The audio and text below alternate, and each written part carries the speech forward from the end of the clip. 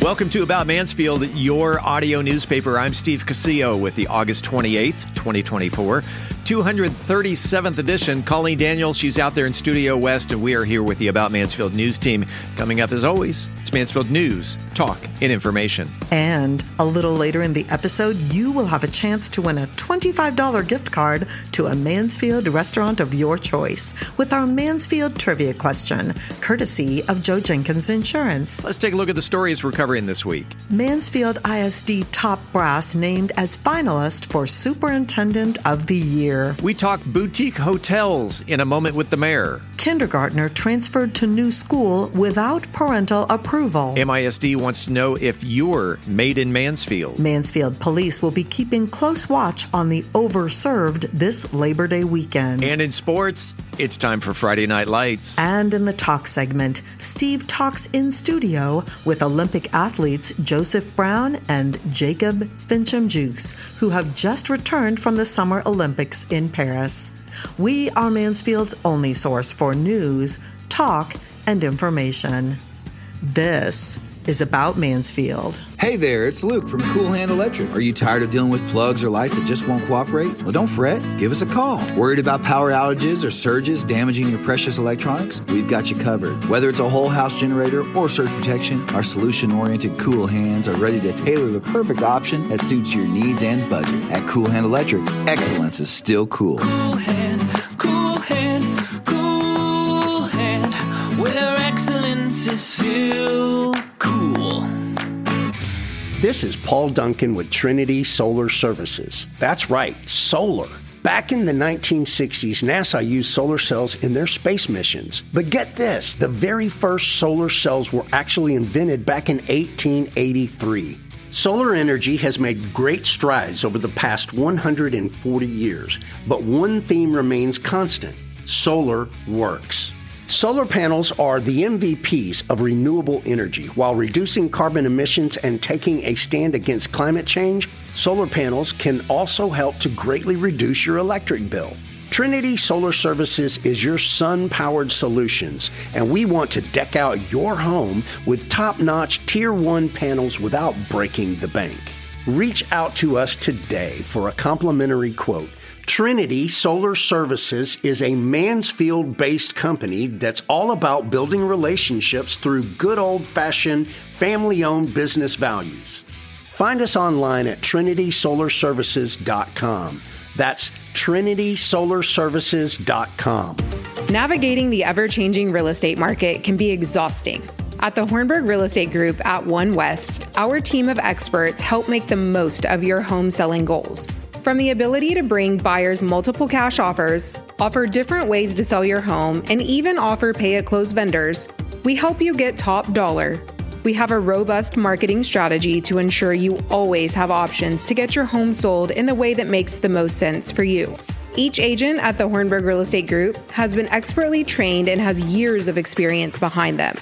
Find out why our clients consistently rate us 5 stars year after year. Call or text us at 817-264-7087. Again, that's 817-264-7087. Or visit us online at homesbyhrg.com. Hi, I'm Haley Hudson, and you're listening to About Mansfield.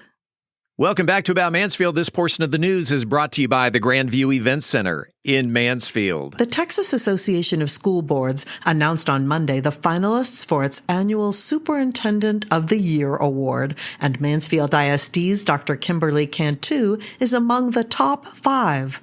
A committee of school board members selected the finalists after interviewing 18 regional nominees.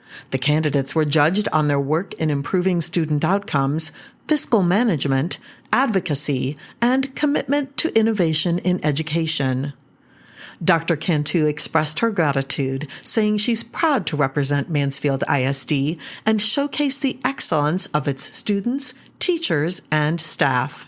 The winner will be announced on Saturday, September 28th at the TASB Convention in San Antonio. For more details, visit the Texas Association of School Boards website at tasb.org. The Mansfield City Council held a regularly scheduled meeting on Monday, and as we do every other week right here on the podcast, we call this a moment with the mayor. The following opinions of those of Michael Evans may not necessarily reflect those of the Mansfield City Council. As we say, top of the morning, Michael Evans. Top of the morning, sir, to you. Let's jump right into it. You started with the consent agenda. Usually that's buried like deep. And It is. Usually we start with a work session, but this time we went into executive session. Then when we came out, we just got right into the business. So we approved all 3 items from our consent agenda.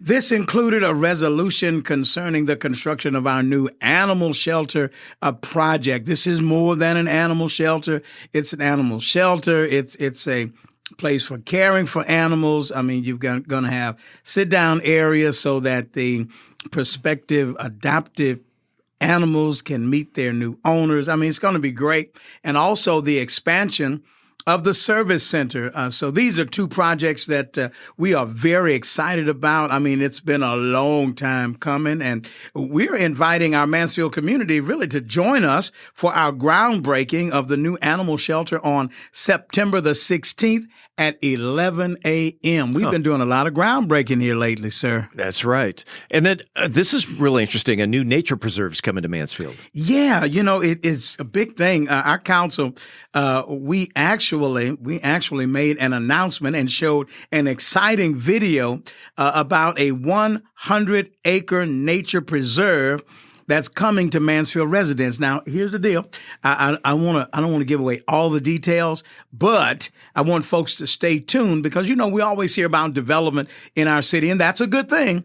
But also we are preserving beautiful land. I mean, we're talking about just scenic views of nature, greenery, water and wildlife and all that stuff right here in the city of Mansfield. In my mind, when I go to New York, I always go to Central Park. So it's good to add 100 more acres to our lovely park system and trail system. So that's exciting stuff, Steve. You got into the public hearing, a couple of items. Yeah, we did. During the public hearing, we approved 2 items, clarifying usage within the zoning code for memory care facilities and boutique hotels. So, 1, memory care facilities, we know that they are very important, and we need to give them their own individual designation.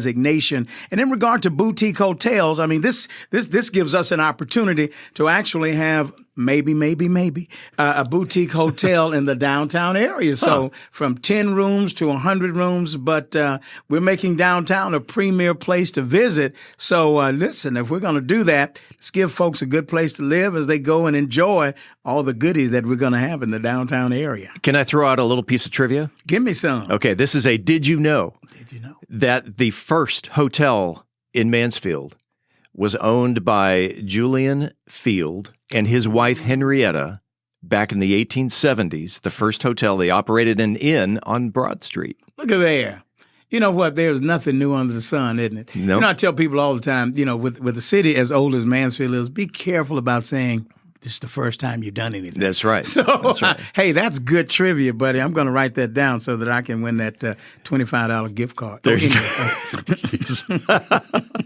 Harvest Point, you have an update. Yeah, we concluded our meeting after approving 2 amendments to contracts with the construction manager at risk for our Harvest Point public infrastructure project and the aforementioned service center and animal shelter project. Now, think about this. This is why this is so important, because we're talking about an estimated $2.5 billion in taxable value for private development. So we're going to spend right at about $30 million in regard to getting the infrastructure where it needs to be for that. But our return on investment is about $2.5 billion to almost $4 billion, as a matter of fact. And this is a significant increase in future sales tax dollars of this Harvest Point. And it's going to be attained by Mansfield when you think about it. And what does this always do? Well, what this does is it lowers the tax burden and it allows us to continue to do the great things that we do here in our city. Yeah.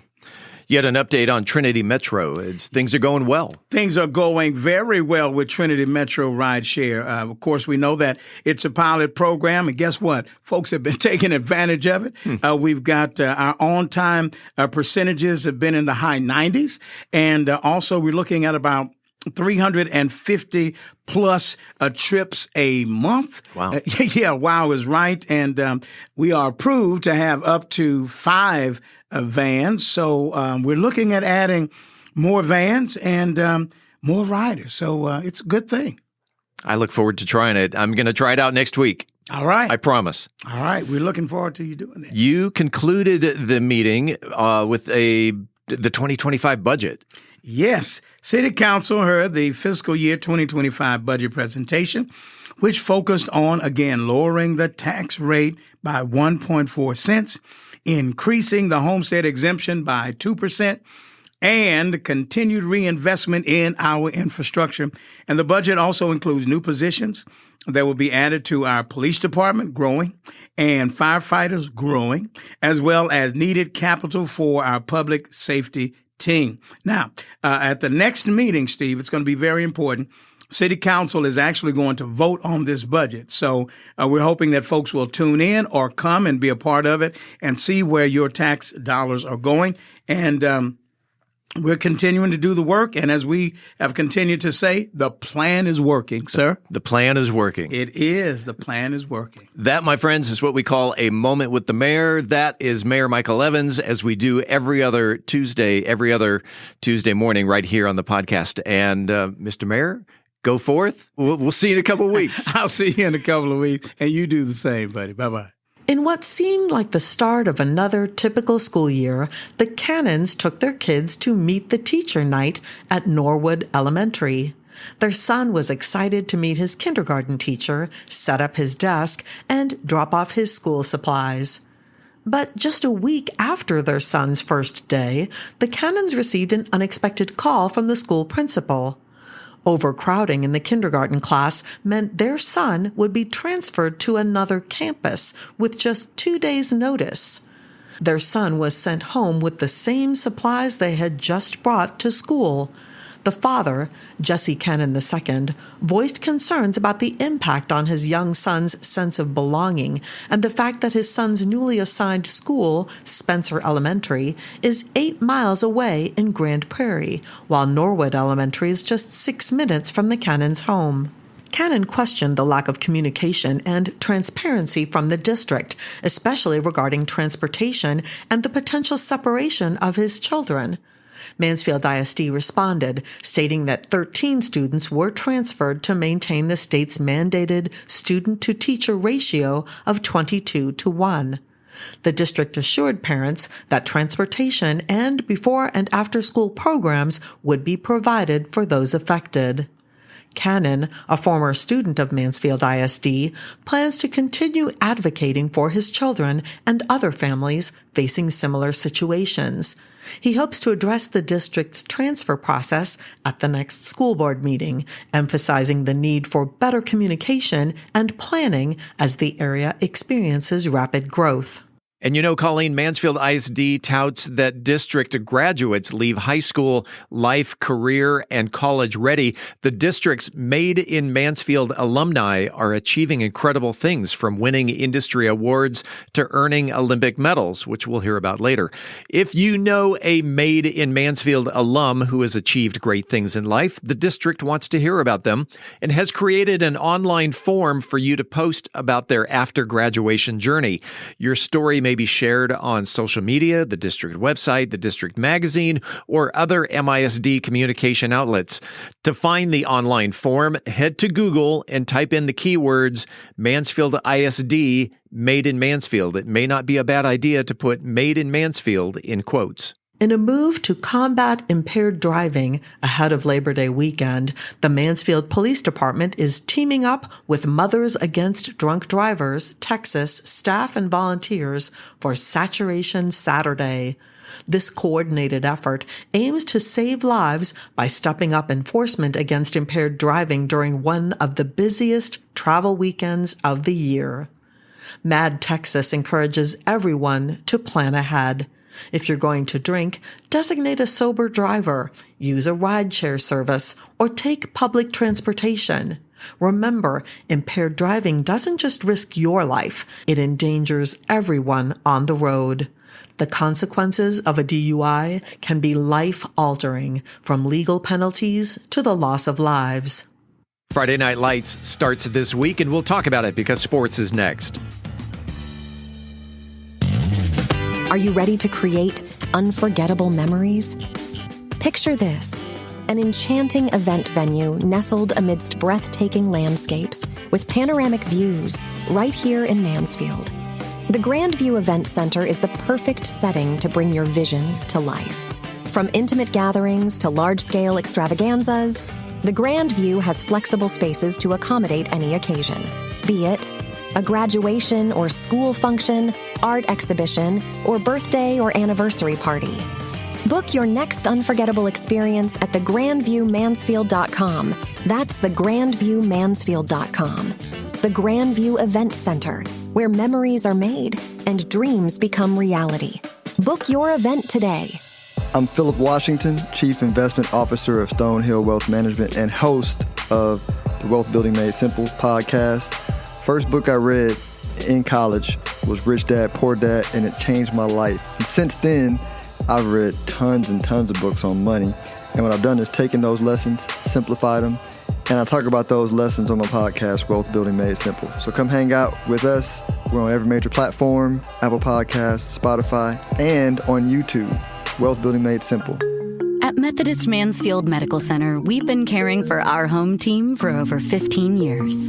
Today, you'll find award-winning physicians on the medical staff, advanced neurosurgery, a level 3 trauma center, critical care for newborns, and comprehensive orthopedic care. Methodist Mansfield, delivering the care our friends, neighbors, and home team depend on. That's community, and why so many people trust Methodist. In sports, fire up the marching bands, the cheerleaders, and the home teams. It's time for Friday Night Lights. Starting this weekend and for the next 11 weeks, the boys from Timberview, Lake Ridge, Summit, Legacy, and your Mansfield Tigers will hit the gridiron in hopes of taking home the coveted state championship title. Games this week include Timberview hosts Dallas Kimball at Newsom Stadium on Thursday night.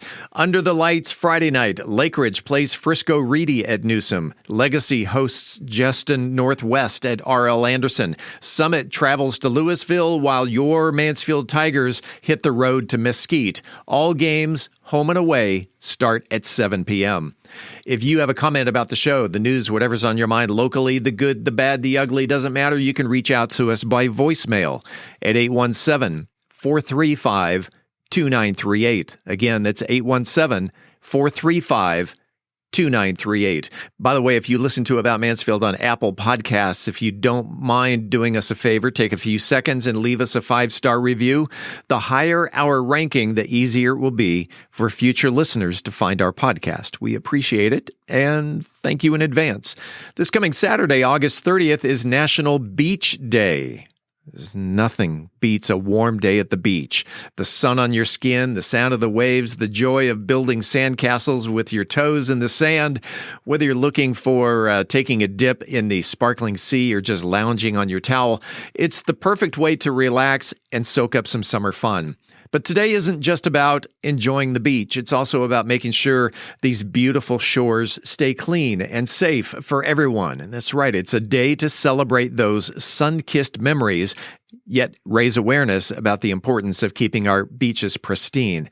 National Beach Day is also a day that has me reflecting on my teenage years, where I spent practically every day of every summer on the shores of Mission Beach in San Diego, hanging out at Belmont Park, riding the Giant Dipper roller coaster, or just hanging out on the boardwalk, as teenagers tend to do. Those were the days, my friends. Those were the days. Coming up after the break, we turn the page to the features section. I'm Angela Biasatti with Methodist Mansfield News to Know, and we'll be talking about junk food. Junk food, it's just bad for your body. It's bad for your brain. Do the benefits of a newly constructed home outweigh the things to beware of? I'm Angela Hornburg, and we'll talk about it in the Mansfield Real Estate Update. In this week's Cocktail of the Week, imagine a drink that's like someone raided the honor student's chemistry set and the teacher's lounge liquor cabinet with one fell swoop. We are Mansfield's only source for news, talk, and information. I'm Colleen Daniel, and this is About Mansfield. This portion of the news was brought to you by the Grandview Event Center in Mansfield. Hey there, it's Luke from Cool Hand Electric. Are you tired of dealing with plugs or lights that just won't cooperate? Well, don't fret. Give us a call. Worried about power outages or surges damaging your precious electronics? We've got you covered. Whether it's a whole house generator or surge protection, our solution-oriented Cool Hands are ready to tailor the perfect option that suits your needs and budget. At Cool Hand Electric, excellence is still cool. Cool hand, cool hand, cool hand, where excellence is still cool. Hey, it's Steve Casillo, and are you ready to make your voice heard? Want to bring out your ideas to life through captivating conversations and engaging visuals? Look no further than Podcast Mansfield Recording Studio, your one-stop destination for award-winning audio and video podcast recording. Equipped with cutting-edge microphones, crystal clear audio recording, and high-definition cameras, we're here to turn your ideas into engrossing content. But it's not just about the equipment. We're dedicated to bringing out the best in your content. Whether you're a seasoned pro or just starting out, we're here to elevate your podcasting game. We'll even help you with intro music, transitions, voiceover, and that professional polish that sets your podcast apart. So whether you're into interviews, storytelling, or simply sharing your expertise, Podcast Mansfield can help bring your podcasting dreams to life. Visit podcastmansfield.com. Podcast Mansfield, where creating your podcast masterpiece has never been easier. Congratulations to Karen Barnum, who was the first to wish our host, Steve Casillo, a happy birthday. When we come back, this week's trivia question. This is About Mansfield. Hi, this is Joe Jenkins with Joe Jenkins Farmers Insurance, specializing in auto, home, commercial, and life insurance. I was born and raised here in Mansfield, Texas. We're active in the community, and Mansfield's a town we really care about. Our office has over 30 years' experience in the insurance industry, and we're passionate about what we do and about customer service. For a free quote, please visit our website at joejenkinsinsurance.com or give us a call at 817-472-6058. Once again, that website is joejenkinsinsurance.com. It is time right now for the highly coveted, wildly popular About Mansfield Trivia Question. If you are the first person to email the correct answer to trivia@aboutmansfield.com, you will receive a $25 gift card to a Mansfield restaurant of your choice. It's brought to you by Joe Jenkins Insurance. Whether you're looking for homeowners, auto, commercial, or any other type of insurance, Joe has helped Mansfield area residents understand the insurance coverage that best fit their needs since 2010. You can find him on the internet at joejenkinsinsurance.com. I've mentioned this before. I'm going to mention it again. Not everyone wins on a Wednesday. So if you're listening on Thursday, Friday, Saturday, whenever, give it a shot. You may be taking home that $25 restaurant gift card. In the trivia question today, she was our top story in the news. Colleen, it's your turn. Well, Steve, this week's question is fairly simple for those connected in the MISD community, or those who know how to use Google well. This week's trivia question is simply this. In what year was Superintendent Dr. Kimberly Cantu hired by the Mansfield Independent School District? Email your answer to trivia@aboutmansfield.com. Again, in what year was Dr. Cantu hired by the Mansfield ISD? Good luck, and thanks to Joe Jenkins Insurance for the gift card. Hi, I'm Latasha Tagle, Executive Director of the Levitt Pavilion, Arlington, and you're listening to About Mansfield. Welcome back to About Mansfield, your audio newspaper. Let's open up the features section. Angel Biasatti is here to talk about the pros and cons of junk food in Methodist Mansfield News to Know. Angel? I'm Angel Biasatti, and today we're diving into the world of junk food. The ultra-processed foods that are high in fat, high sugar snacks that studies have shown have a negative impact on our brain and mental health, as well as health conditions like obesity, type 2 diabetes, and cardiovascular disease. In a recent study published in Cell Metabolism, scientists found that participants who ate a high-fat, high-sugar snack for 8 weeks had much higher brain activity in areas that create dopamine when they saw visual clues indicating they would receive this kind of snack.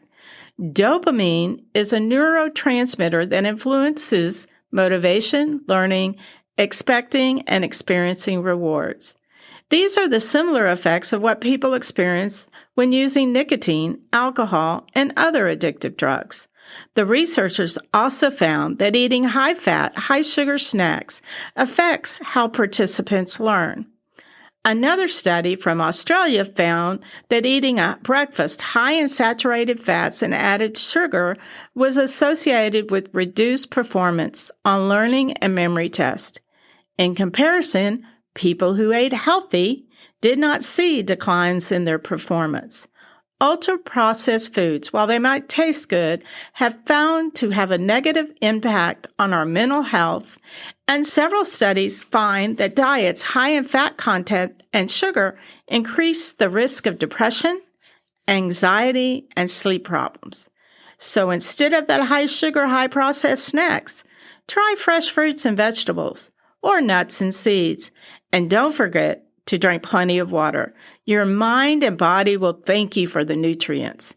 Thanks for tuning in and happy snacking. I'm Angel Biasatti reporting for the About Mansfield podcast. Angela Hornburg addresses whether the benefits of a new home outweigh the potential drawbacks in the Mansfield real estate market update. Angela? When people are weighing their options against purchasing an existing home to purchasing a newly constructed home, they oftentimes are not clear about the variances. This week, we're covering the top 3 benefits of purchasing a new construction home, as well as 3 things to be aware of if you decide to take the leap. The first benefit is that new construction homes are shiny and new. There's not a more refreshing smell than the smell of a new home. It's never been scuffed or lived in, which means it is theoretically perfect. If you've ever lived in an older home, this specific benefit can really get you excited. The second benefit is that you get exactly what you want. Of course, there are always budgetary limitations, but for the most part, when you purchase a new construction home, you get exactly what you want in regards to lot placement and size, floor plan, finishes, and exterior facade. This is a big draw for most new construction home buyers. And the third benefit is that a new construction home is low maintenance. If you've ever owned a home before, you will be drawn to the allure of a low maintenance home. With new construction being up to date with today's safety code, there should be little to no maintenance for the first 5 to 7 years of your new home.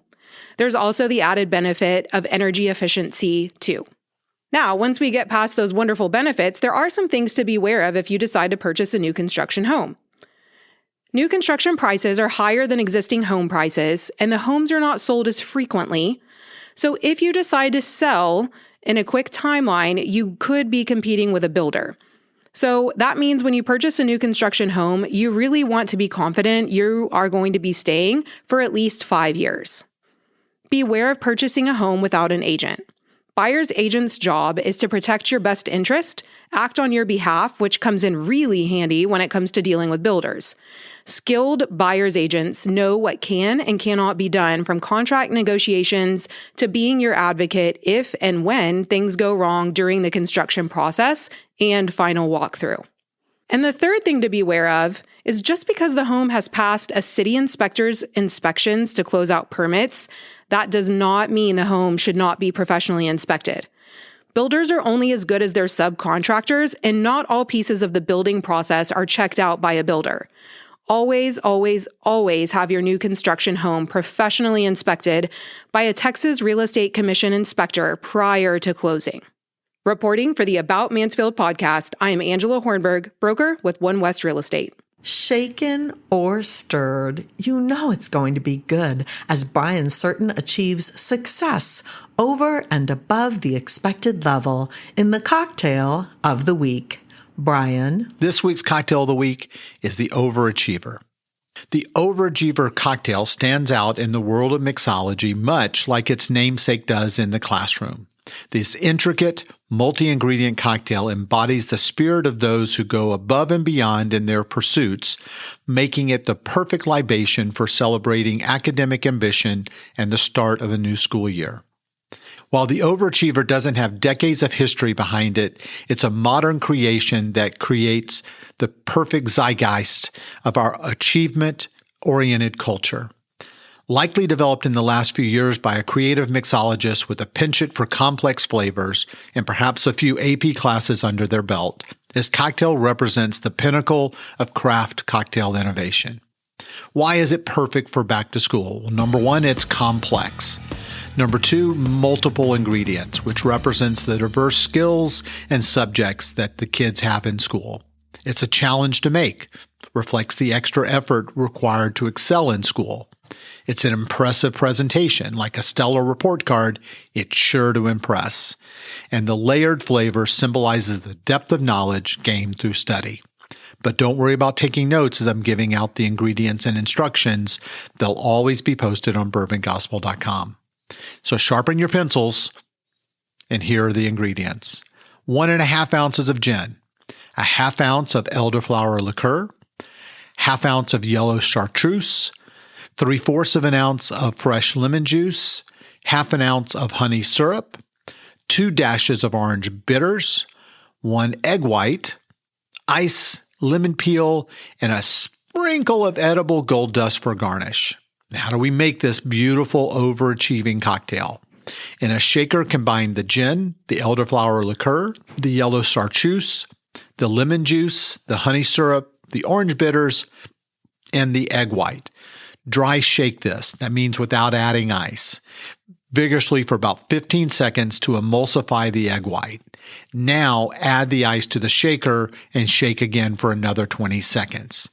Double strain it into a chilled coupe glass and express the oils of a lemon peel over the drink and discard the peel. Then sprinkle a small amount of the edible gold dust on top of the foam.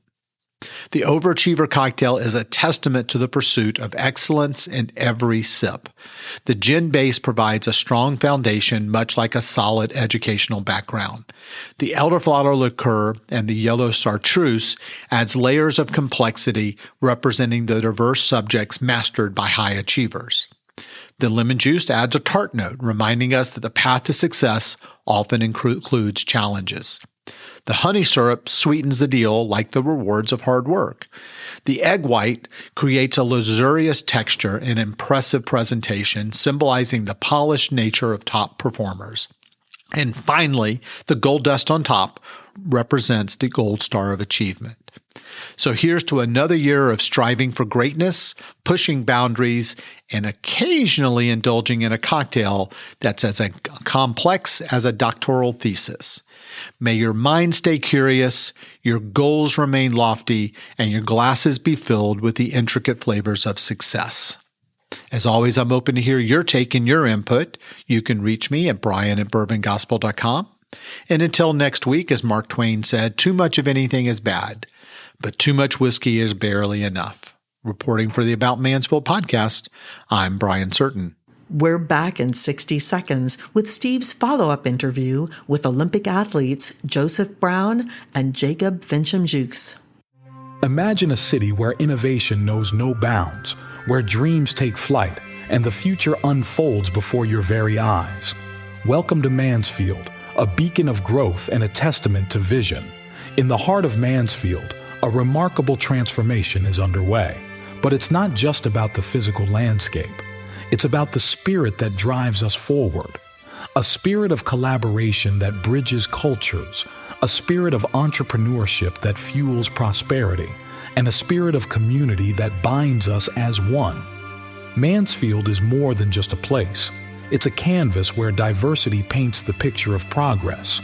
From art festivals that ignite creativity to tech hubs that redefine boundaries, this city celebrates every voice, every passion. Mansfield, where growth knows no limits and the vision is limitless. Brought to you by the unstoppable spirit of the Mansfield Economic Development Corporation. Hi, I'm Della Sapp, and you're listening to About Mansfield. Welcome back to another segment of About Mansfield. I'm Steve Casillo as we make the transition from news to talk. And in the studio today, we had both of these guests in the studio about 6, 7, 8 weeks ago individually. Now they are back in the studio together. We're talking Olympics again, but not about how they did or anything. We're talking about the experience today.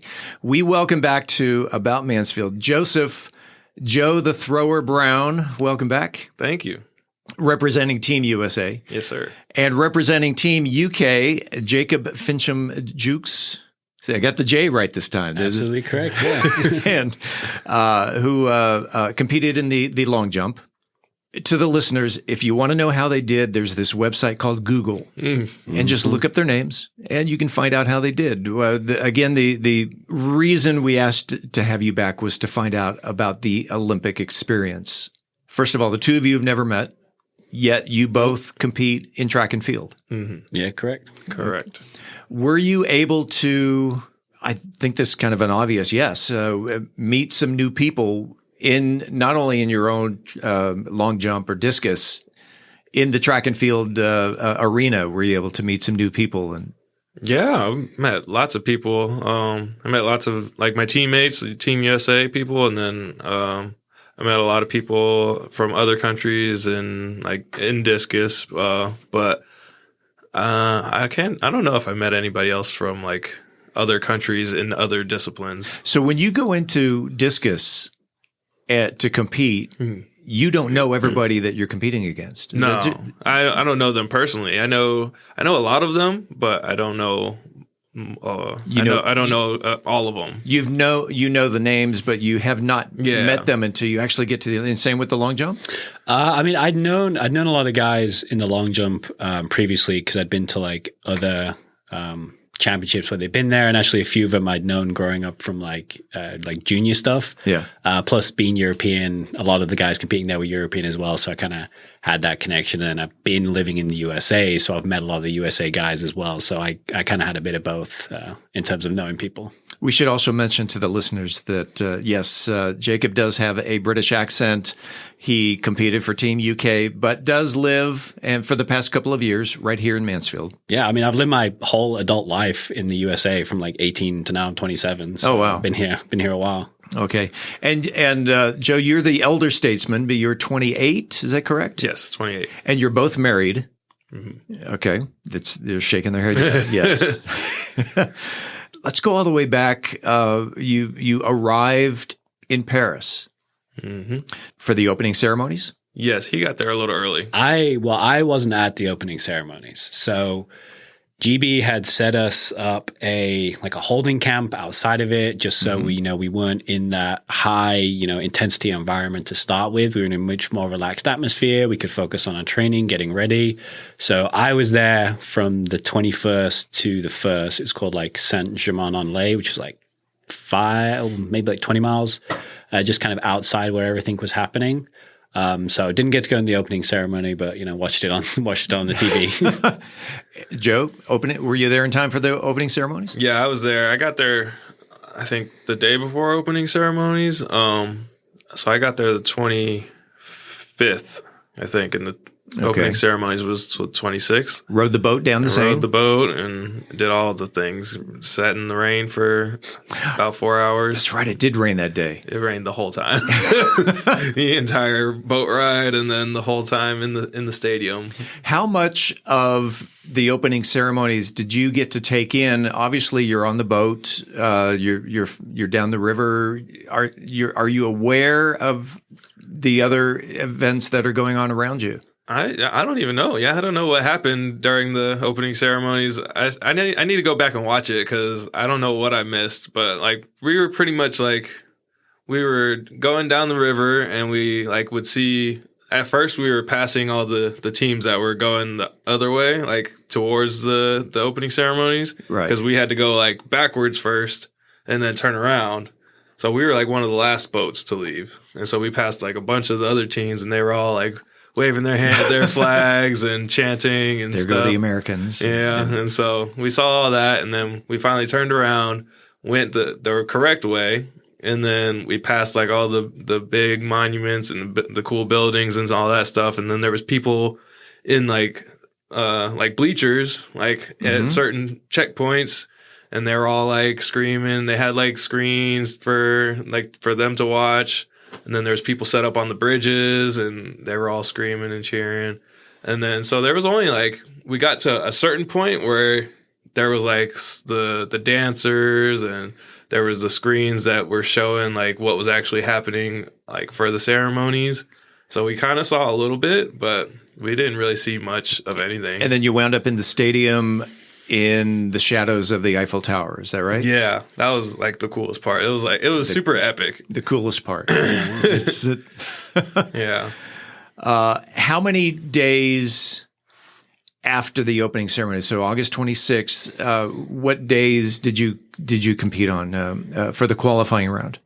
The 5th was mine. Okay. 4th was mine. Yeah. The 4th. So you had about a week before you had to compete. Mm-hmm. What'd you guys do? Man, honestly, once I got into the village, it was just kind of like taking it all in, like getting acclimatized, like trying to figure out your way out. Because Team USA had the biggest building, and it was like right next to the entrance, so you couldn't walk in there without noticing Team USA right there. Oh, but of course, they're everywhere. But GB had actually gone to the far end of the village, so there was the whole main village area, and then there was like a bridge over to another area which they called like the villages or whatever, and there's like a different dining stuff over there. But we were back over there where it was much more like peaceful, calm. So we made our way over there and then kind of discovered what the village was about, and then kind of geared up after that. Were the Americans loud, noisy, boisterous? No, honestly, I mean, I didn't notice too much. The only thing I did notice, and I was really jealous about, is that in their building they had their own gym set up as opposed to using like the main gym of everyone else. So that's what I was a little bit jealous about. Did you take advantage of the private Team USA gym? No, not that one. So we actually had more than one. We had. You only knew about the one. Well, we driven past it. I just assumed it was one connected. Yeah, so we had the one inside the village, and then we had a high performance center outside of the village with a weight room, and we had training facilities, everything we needed, and a food hall in there. So I trained over there the whole time. All right. Let's talk about the village. Your experience in the village. First of all, you were there, Joe, you mentioned from the day before the opening ceremony. Were you there all the way through the closing ceremony? Mm-hmm. All the way until the after. And Jacob, you as well? Or? I actually left on the 8th, so I flew back into Dallas on the 8th. Okay. Talk about what the Olympic Village was like. So, go ahead. I mean, it's a whole thing. Like, you don't realize how well. Actually, the village is. I think smaller than people realize. Like, you could have walked around the whole village, nonchalantly in about 15-20 minutes. Okay. And every country's got their own area, and you see all the big apartment buildings and the flags like listed all the way around the building, so you can kind of be like, oh, that's that country. That's that country. But plenty of dining options. I think it was really cool as well. It had these like cool fobs for like vending machines. So you just go tap on the vending machine, like get whatever drinks you wanted. There was like relaxation areas, like sleep areas, games areas. Yeah. I think like they had done this thing with like Corona as well, where they had set up like this non-alcoholic stuff option, but you could get your own like gold-plated Corona bottle, like engraved and stuff like that. So there's plenty of cool stuff to go around and see and do. This is what I heard on TV. Now, it's on TV, so I don't know if it's true or not. In the Olympic Village, free food and free healthcare. Yeah. Everything was free. Everything was free. Yeah, it was a polyclinic. The polyclinic had dentists, healthcare, like everything you needed. Yeah. There was like a barber there and a hairdresser and stuff like that. There's a salon with a full salon with nails, hair, makeup, like anything you needed. Your hair? I didn't. No, you didn't. And did you take advantage of the? No, I got a cut before I went out. I wasn't trusting anyone else, but my barber with that. So, Joe, you came home with hundreds of lapel pins. Yeah, I think My last count was like 126. 126. Did a much better job than me. GB gave us like a pack of 20. Once my 20 were gone, I was out. Because you're out there trading pins with other countries. Yeah. And did USA give you 120 to trade? Or? No, you just begged, borrowed, and stole? No, so I went to Pan Am Games last year in October, and they did like the same exact thing because Pan Am's is like, it's part of the Olympics games. Right. But so it's the same exact thing at Pan Am's. They gave us pins to trade, and so I knew about it, and so I came prepared. I made my own pins, and I made 100. I got them specially ordered, and then I brought them with me and traded 100 of my own pins. You had Discus Joe the Thrower.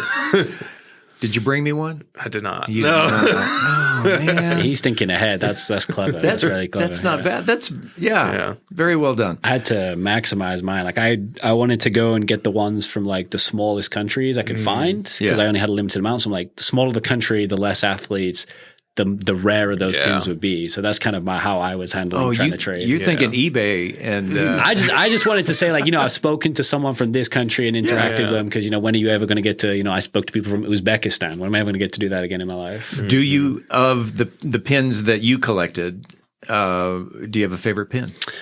I think maybe the Uzbek one. It's like a little. It's like a little almost like eagle thing with the Uzbekistan flag on.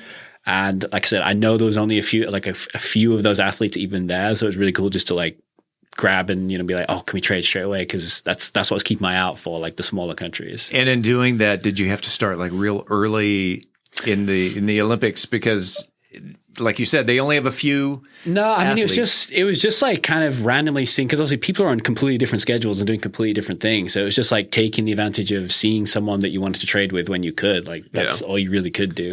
128, you said? 126. 126, all right. Yeah. Of the 126, is there one that stands out as your favorite? There's a couple. Like I got a lot that were like from this Olympic Games, but then I got a lot that were from different games and different Olympics and all sorts of different games from outside the village. So the one I had a couple that were really cool. I got a Korea archery one, and that one's like, it's really cool. It's really cool looking. And then I got one from Eritrea, and there was only like a few people from there, and they barely had any pins. So Eritrea. Yeah, that's like a tiny one in North Africa or something like that. Huh. Yeah. Okay. That was like one of the smallest ones I got. At the Olympic Village, what kind of food they serving? It's got to be from all over because not everyone loves French food. And do they call it French fries in France? From what I know, they just called them fries. Okay. Yeah. I mean, the options were like, I know there's a lot of bad press about the food, and I think at first rightly so. Because there was a lot of, I think the way I'd heard about it and seen about it is they had only allocated X amount of protein per person per day.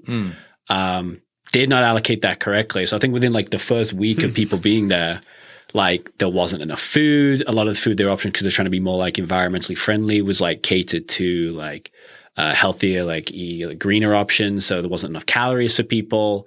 I know, and then stuff they were making, some would come out raw because they're trying to make food quicker and stuff like that. Yeah. So I think the first week they were kind of all over the place with it. I know when I got there, it wasn't that bad. I say it was kind of very bland overall, though. Yeah, yeah. I agree with that. It was very bland. It was like the few times I had it, I only ate in the village a couple times because we had our own food at the High Performance Center. Yeah. And it was much better over there. But like the couple times I did eat at the village, it was just like burger patties, just plain burger patties, no seasoning, and then like chicken breast with it was very dry and no seasoning. But then they had like the Asian stations where it was like they had skewers, and those were really good because they were drenched in sauce, and those were good. A couple diamonds in the rough. Yeah. There you go. And then the muffins were really good. Yeah. The sweets. I see a lot of the athletes that when they compete when it's being shown on TV, they show family members, they show coaches. Who came with you to Paris? So my wife came, and her sister's kids. Her mom and her brother were supposed to come, but they got COVID right before, and they couldn't travel. My mom and my dad came, and then my best friend and his wife came, and then my old roommate from college and his wife came, and then one of our old teammates, he lives in Germany, he came. Joe had an entourage. Yeah. Oh, and then the head coach at the college I went to, he came with his wife. Okay. And then, I the had coach. a lot of people as well. I had obviously mom, dad, my brother came, his 5 kids, his wife, uncle, my wife, her mom, her dad, his fiance. My coach was obviously there and stuff like that. So I had a huge following as well. So you were a couple people from work as well. From here in the States? Yeah, well, one of them from the States, 2 of them are at our company but work in the UK office. So they kind of made the trip over for that. Looking back at the Olympics, what is the one memory that you will take with you for the rest of your life? That's a good one. That's why I'm the host. I mean, when I kind of finished in the final, like I sat on the runway for just like 15 seconds, and I was kind of just feeling the sound and the energy of the 75,000 people that were in the stadium. Yeah. Every day when that was happening. So I think just remembering how that felt, and sat there and just kind of taking that last deep breath that like, okay, I've done it, now let's just see how this feels, enjoy it. Yeah, that's a good one. I did kind of a similar thing when I competed. It was in the middle of the competition though. I just laid on the runway, the track. Yeah. And I was just spread out completely and just closed my eyes and tried to feel like all the noise and the surroundings of the energy of the arena. But also that and the being in the opening ceremony, like that was really cool. Like going into the stadium there with the Eiffel Tower in the backdrop, and then there was a guy doing like sign language, but he was doing like a sign language performance with the music, and he was just like dancing in the rain, and it was just like it's like a really epic scene. That's just like etched in my memory now.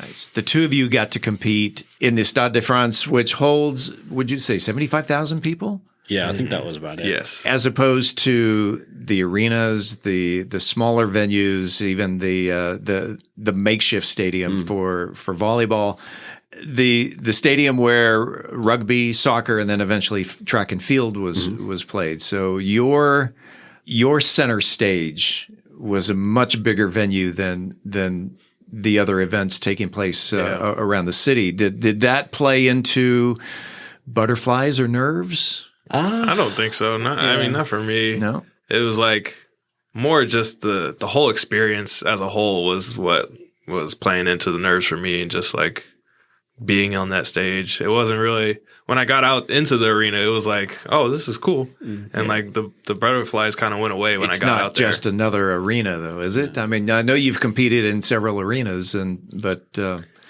it's not just another arena. No, it's the arena. It's the arena. I mean, but I think athletics, track and field, it is the pinnacle of the Olympics. Sure. That's every other sport that's been added and joined over time of the last 130 years or so.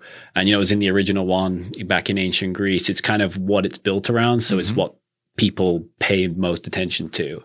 So I think that's why you have that bigger stage, bigger stadium. Everyone kind of focuses on that one when it comes around. You were there a week and a half, couple of weeks.